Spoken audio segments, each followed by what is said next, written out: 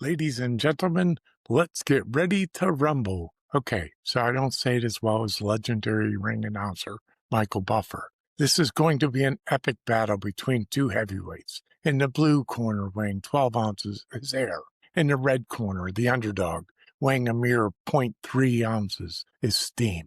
There's only enough room in these pipes for one of us air taunts. In a way, air is right. It's called impenetrability, and it states that two gases cannot occupy the same space. Who's going to prevail in this blockbuster bout? The battle takes place inside a steam system every cycle. This is Ray Wohlfarth with Boiler Room Detective. Inside a steam system, there is a clash between two gases, air and steam.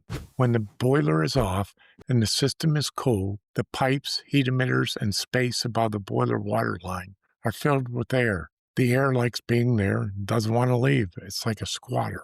On a call for heat, the battle starts. The burner starts heating the water, and the water expands slightly, about 4%.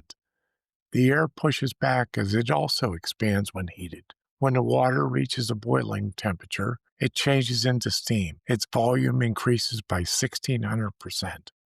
For example, a 16-ounce bottle of water converted to steam will fill 100 feet of 2-inch black pipe. The heat required to change state from water to steam, latent heat, is substantial compared to the energy to heat water, sensible heat. Here's a secret. Steam doesn't want to be steam.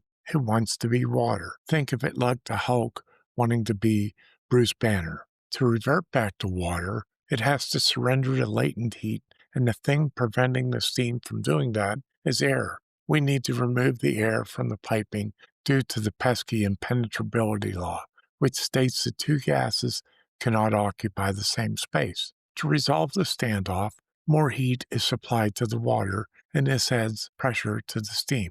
I'm talking ounces of steam pressure. The pressure begins to push the air toward the exits. These could be air vents on a small system or steam traps on a larger one. As the air leaves the piping, the steam takes its place. The steam surrenders its heat and once again becomes water. Remember how I said the water expands at 1,600 times its volume when it becomes steam? There is now a void in the radiator because the steam condensed, and the air comes rushing back in to take its place. It's this seesaw battle inside a steam heating system. Air is an excellent insulator. Steam systems are designed to have steam at the heat emitters within minutes of when steam is generated.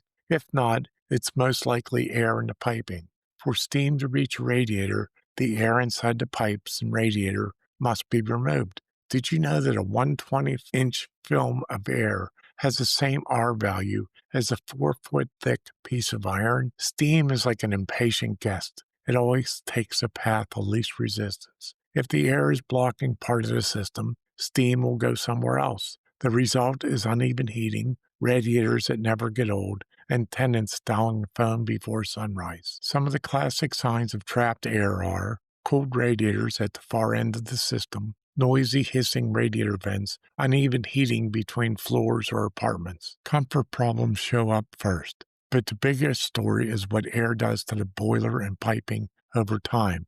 While air makes a building uncomfortable, its chemical side effects are even worse. Air is roughly 21% oxygen. While the steam is cool and filled with air, oxygen molecules are absorbed into the water. As the water temperature increases, the O2 molecules are driven out of the water and into the piping. When the steam condenses, air rushes back in, carrying oxygen molecules that are once again reabsorbed into the water.